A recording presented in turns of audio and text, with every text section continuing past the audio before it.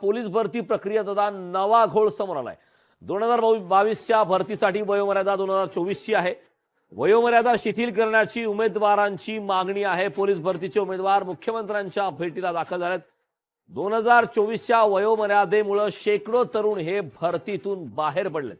Police भरतीचे उमेदवार मुख्यमंत्री एकनाथ शिंदेंच्या भेटीला दाखल झालेले आहेत। ती मागणी अशी होती की पोलीस भरती ही 2022-23 ची होती आणि ती मागणी आहे ना, म्हणजे पोलीस भरती 22-23 होती आणि ती 2024 मध्ये ते घेत होते। तर आम्ही 2022-23 मध्ये पात्र होतो।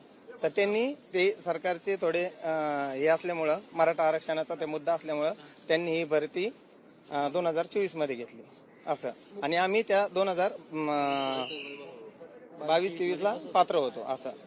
मुख्यमंत्र्यांनी काय आश्वासन केलं? त्यांनी साहेबांना तिकडं